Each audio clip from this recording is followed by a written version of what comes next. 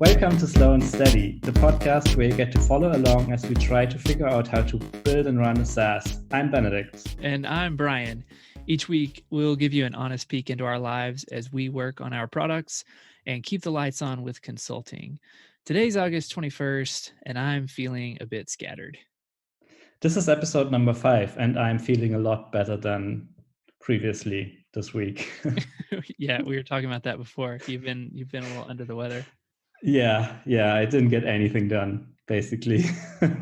on staying at home, laying on the couch, watching TV, and doing nothing. Do you how do you communicate that to your consulting clients? Luckily these days I don't have like any commitments that are time sensitive. Okay. So it's basically with this one client, it's a support contract and they just want me to keep their app up and running and fix issues when they come up. So it's not a big deal. Luckily there wasn't anything like in the last couple of days. Yeah. So yeah, it's no problem. Usually when there is like time commitment, then I just let them know and figure out how we can make it work. Yeah, it's like calling in sick from time to time. Yeah, essentially. Exactly. But like it's very rare that there's a deadline that will be missed because I'm sick for a couple of days or something like that. So it's usually no problem. Got it. You, I saw you. You tweeted that you upgraded to Ruby on Rails 6 this week. Yes. Yeah. To be honest, I had a branch since beta 3, so I was going to ask you. I cheated a little bit. All right. Came across a little superhuman. So I tried to upgrade a couple of times, and I had this branch that was basically up and running the whole time. But it wasn't super hard. It was relatively easy to upgrade. Okay. I think the only big hiccup was the new Sidework autoloader thing that took a little bit of time to figure out, like basically just adding a few inflections. Yeah. We have some pretty technical listeners. So like real quick, did you get anything in Rails 6 that you're able to put to work for Userlist out of the box? Or there are a couple changes under the hood, like in Active Record and AREL, that are quite useful.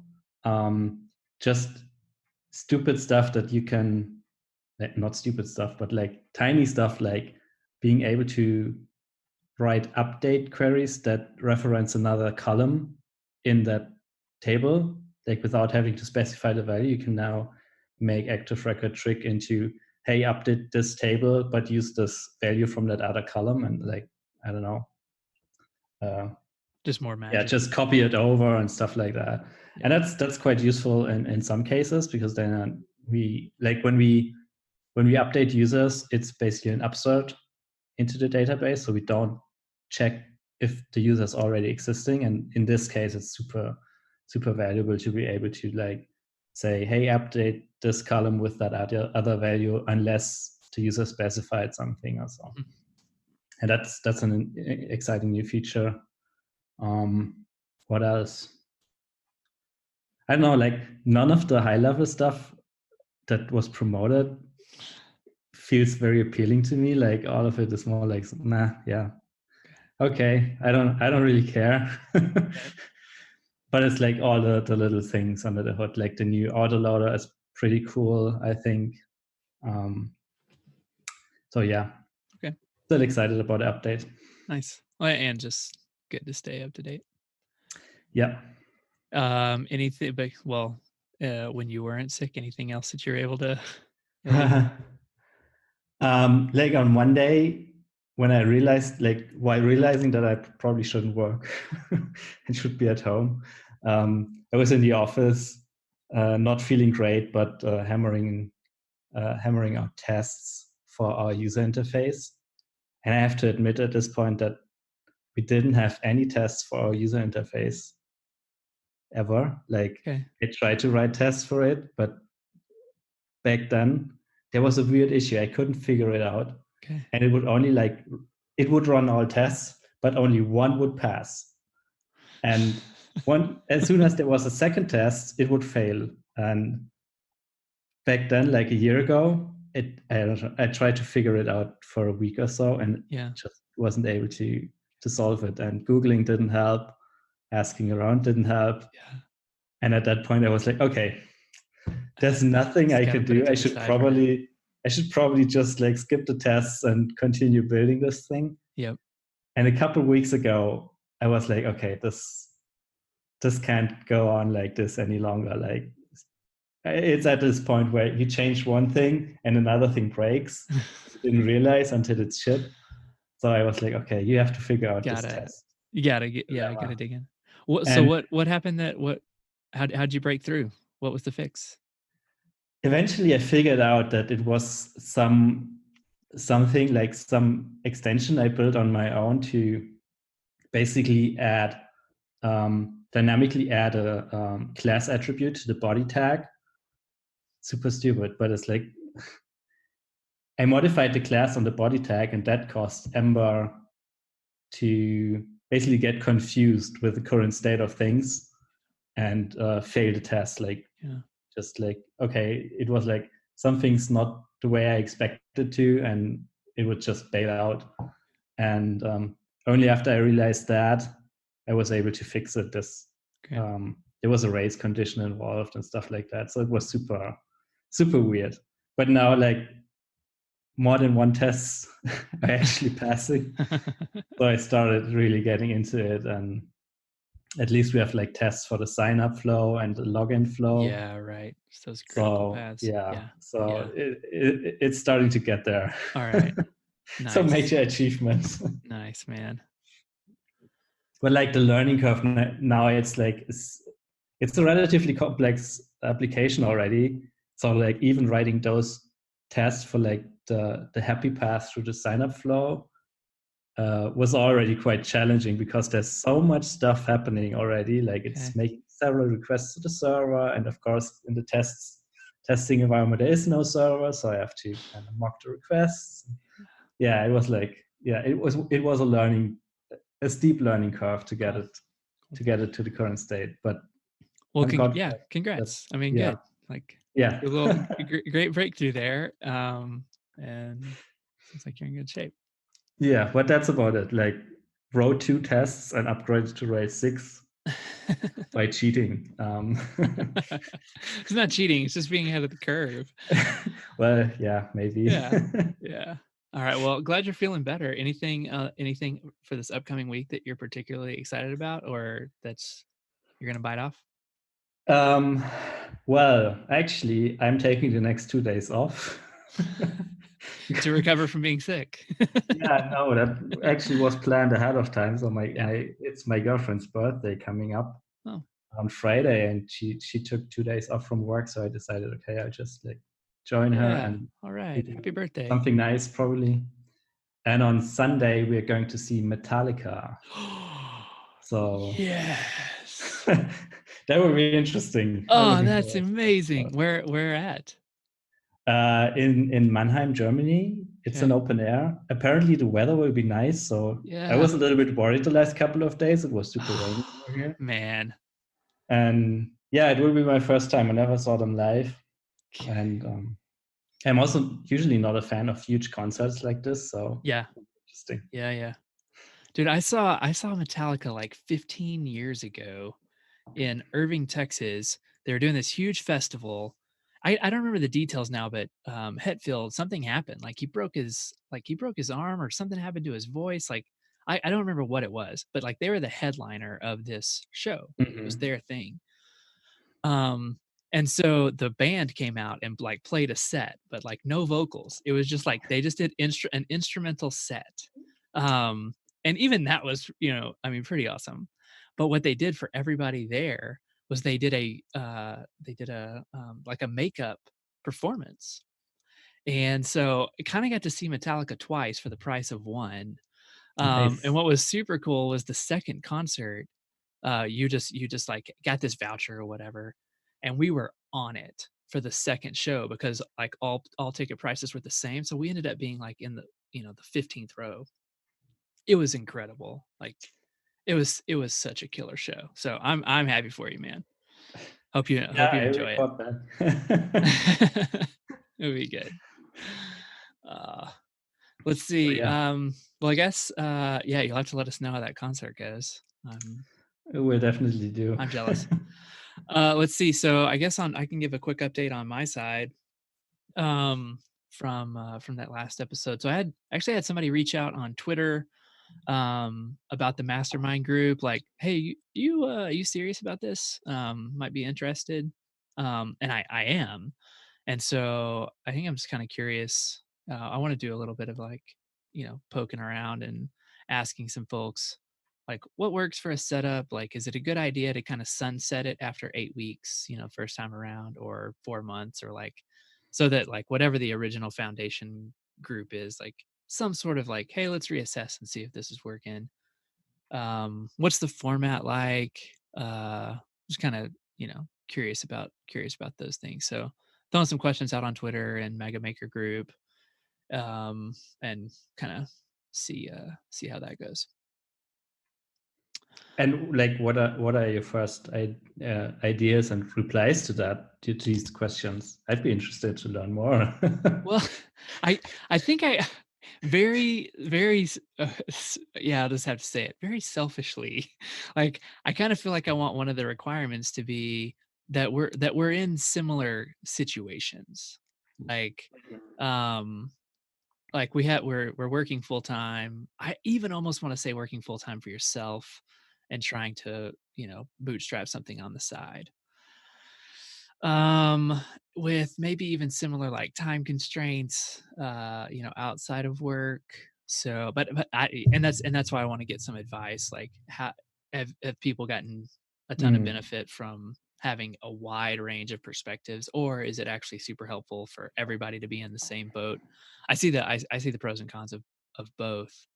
I mean, I have a friend who's like a civil engineer for the like goes around the country like making recommendations on how to build giant bridges and tear them down.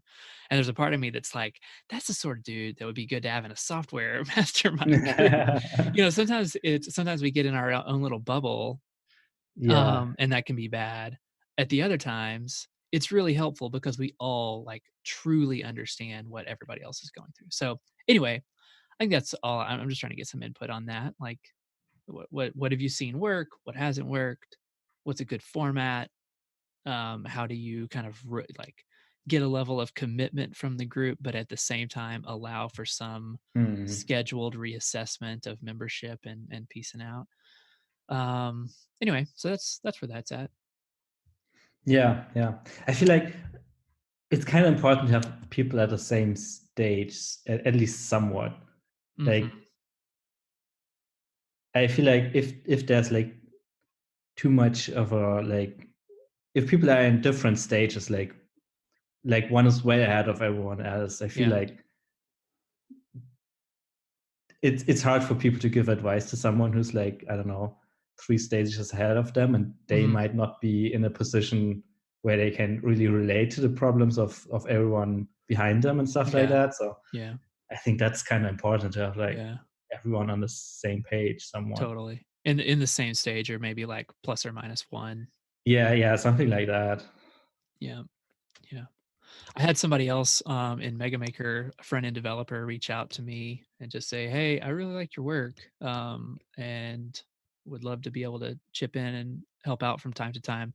So super generous offer. So chatted with him yesterday, just to kind of talk through yeah, what here are some things I think that could be helpful. Like let me get a few things in place so that you're not wasting any of your time at all. I just want to be completely, sensitive and um yeah, honor this person's time that they're offering up to pitch in and help out. So super nice of them. I think that's been a really encouraging thing out of the gate with this show, um is just people like, yeah, just reaching out and saying, "Hey, I'm enjoying listening to the journey," and some folks offering to help Yeah, out. It's that's just, cool. yeah, the community around this stuff is I think it's pretty special. Yeah, It's that's true. yeah, it's cool to be a part of. Yeah, definitely. I'm a fan of like all the online communities. Like I think we touched on this last week when we talked about co-founders and stuff. Like just being in a community and just like seeing everyone else work on stuff and ship things and even struggle with things. Like it's super motivating and kind of just like watching people succeed motivates you to keep going and Mhm. or even like seeing them struggle makes you feel a little bit better that you're Yeah. struggling as well and stuff like that. Basically, the shared being in it together is just like super cool and helpful. Right. Right. Yeah, I completely agree. Like both sides of that coin. I think it can be really encouraging to see someone succeed. Not from a like comparison, like knowing that there's some warts, behind the scenes on that success. But it's inspiring. It's encouraging to see somebody go from something to success. I also think that over the last number of years, um, eh, just like generally people have gotten much better about sharing the realities of the struggles in real time. It's a lot easier to talk about your failures from a position of success, like in hindsight, like looking back, like that's been going on for forever. um and I feel like what's been happening and is a good thing is people talking about struggles in real time. um 'Cause it's just freaking hard, man. Like, there's Yeah, it can sometimes feel like everybody else knows what they're doing, and I don't know what I'm doing, and, like, man, everybody's just trying to figure it out, you know? yeah. I feel like there's always something new that you don't have figured out yet, Mhm. and is constantly trying to figure out this new thing or have this new challenge that you have no experience with. And Yeah. I don't know. I Yeah. have a feeling that there's never a point where you're like, "Yep, I have this figured out. It's just smooth sailing from here. Right. Nothing, nothing can stop me." I Yeah, don't think that will ever happen. it never gets there. Um, let's see what else. Oh, this is gonna be. I'm excited about this week on for my other podcast, brightandearlypodcast.com. If you're not listening, but so on what is today Wednesday. So on Monday, I got to talk to Natalie Nagel of WildBit. They did Beanstalk and Postmark, and they're working on this new thing, Conveyor, and that was a really great conversation. I took a lot from that. Like that was an inspiring one. And then I'm talking tomorrow to Tyler Tringus of Earnest Capital.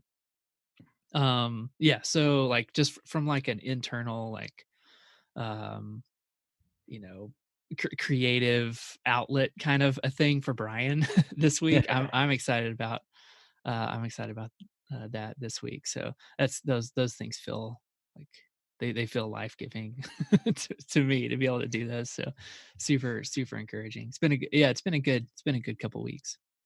That's cool. I saw the episode with Natalie is out already, right?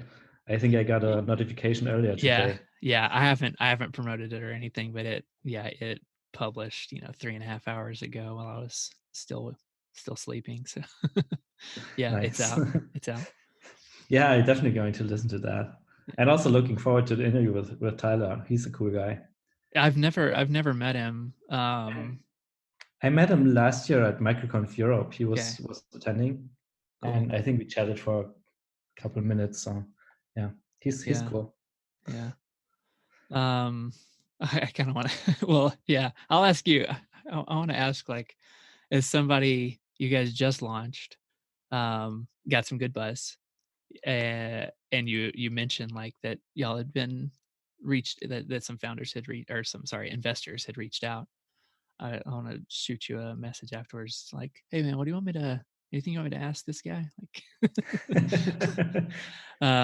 I think yeah, I'm looking forward to that conversation. It's just like such a good thing to have different models of funding available to bootstrappers. Yeah, yeah, Yeah, definitely. Let's see what else. Benedikt, we don't really have like a outside of our updates. We don't have a topic nailed down, but we were talking beforehand. Do you just want to talk about a few, like, flesh out the idea of the mastermind group a little bit more? You're in a couple. Trying to talk about how those work. Sure, yeah. I'm in 2 mastermind groups, and like one of them, like just I don't think we ever officially named it a mastermind group. It's just like it started out as a monthly call with a friend I met at Microconf, and we just decided, hey, let's keep in touch. Let's just like do a call every 4 weeks and just talk about what's going on. And eventually my friend started doing the same thing with another friend, like a mutual friend. And at some point we were like, okay, this is kind of stupid. Why don't we do the call, the 3 of us together? And it like's been going on for this for, I don't know, probably over a year already. Okay. And it's it doesn't have any format. We don't follow any rules. We just like jump on a call and talk about stuff. And sometimes it's just like personal stuff or ranting about politics. Sometimes it's about like talking about our businesses or technology. We are all developers, and yeah, so that's very informal. And the other one is so real quick, like what sort of advice are people in that group seeking and giving? Just like general approach to work, or is everybody what's like the core? It varies. Like it depends a lot. Like it changes a lot. As I said, it doesn't have any structure or super free form. Okay. Yeah, it's basically catching up with friends. Okay, got it. And then I don't know. Sometimes one of us has an issue with something, and we talk about it, or the idea for a new product, or struggling with time management. Like whatever's on our minds right now. Just talk about it. As I said, like sometimes it's just politics because like we're from 3 different countries, but sometimes it's fun to just like discuss things from different perspectives and how it works in different countries and stuff like that. But yeah, it's very free form, and yeah, just like catching up and being helpful. And the other one is a bit more formal. We meet like every 2 weeks, and it's all we're like 4 people from we met at Microconf and have very different businesses. So that's kind of interesting as well. And I think what I'm taking away from this is that I need to go to Microconf and form a mastermind. Is that okay? That's the takeaway. Okay. that's an easy place to find audience for your mastermind group for sure. Yeah, I'll bet. But like I'm sure you can find them elsewhere as well. Yeah, no, I'm only half joking. So what's that one? What's that one like? Well, it started out very informal as well, and in the beginning, we would like each of us would take like 15 minutes and basically do an update of our previous 2 weeks. But at some point, we realized that's kind of pointless. So we have a shared Slack group, and like the day before, 24 hours before our call, everyone would post like their update. What did they do in the last 2 weeks, and what are they struggling with? And then we have a chairman for each call that would then go through it and figure out, is there a good topic that we could cover? Okay. And sometimes we just talk about like a specific problem of from one person on the call. Or sometimes it's like very aligned that everyone's struggling with the same thing, and we discuss that. And that helped a lot to make it more focused and more helpful, rather than like getting updates that are, I don't know, not very helpful and meaningful. Right. Yeah. Okay. That seems pretty cool. I threw this out on Twitter, and this guy I know, Tristan, says for the format that I currently have and value is that each person does a quick summary, like a couple of wins and losses, and then there is one single person in the hot seat for the rest of the hour, and then next week you rotate. Yeah. And so, and they just like be accountable, share business growth, not just ideas. Um, what you're doing to hit a plan. So that's kind of an interesting thing, like a rotating hot seat. That could be kind of an interesting format. Yeah. I think we had something like this on our minds as well. But I feel like, especially when doing it on the side, it's not always a good time to be on the hot seat. Like, you might not have anything interesting to share or not struggling with anything in particular. Mm-hmm. I feel like then it's kind of pointless to have a hot seat. So Okay. I don't know. Yeah, that's Yeah. I get the format and I think it's valuable, but only if it's if there's enough to discuss, basically. Right. Right. Like it could be that on this particular week when it's my turn to be in the hot seat that actually I'm Yeah, kind of good and I know what I'm working on, and the guy, 2 weeks yeah, from now is like drowning. yeah. I feel Yeah. like mixing it up there is probably a better idea. But then Uh-huh. again, what do I know? I mean, No, yeah, yeah, I just judging from experience of two mastermind groups. well, I mean, yeah, just trying to get some thoughts on it. So, all right. Well, I'll keep you posted or get some more thoughts from you. Um, oh yeah, one thing I wanted to ask, the two that you're in, was there any sort of upfront agreement on, hey, let's just try this out for 3 months and then we'll shut it down or keep it going, or was it just like free form that's never been discussed? Yeah, with the one that basically just evolved, we never had that Yeah, because, like, I it mean, was just we're right. not calling it mastermind to this day. Yeah. I guess I think. um, and with the other one, yeah, we definitely had an agreement. Like, let's do, I don't know, 4 calls or 8 calls. I Yeah, don't remember. and then see And if this is then working. let's reevaluate and see if it's working. Yeah. And like after a year, we had this format change where we decided, okay, just the updates doesn't really cut it. Hmm. And yeah, with the new format, it's a lot more valuable, and the discussion is All a right. lot deeper. Cool. So, how's your progress on like forming a mastermind group? Uh, Slow and steady. Um, Good uh, answer. yeah, yeah.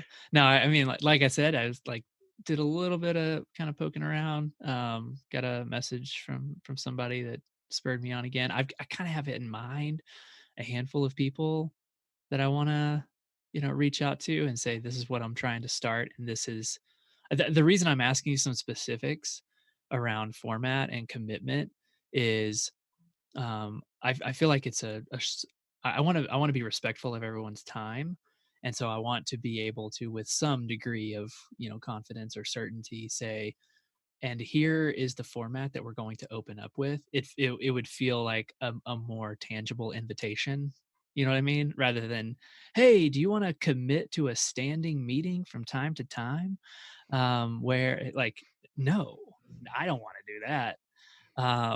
And so that I want to just kind of see like Yeah, what have other people found to work and not work, and send out the invitation with some structure in mind. Just over in my experience, that's just a better way to kick things off anyway. yeah, So I've got a handful of folks in mind for that, and but just want to get a little bit more information before I try and kick it off.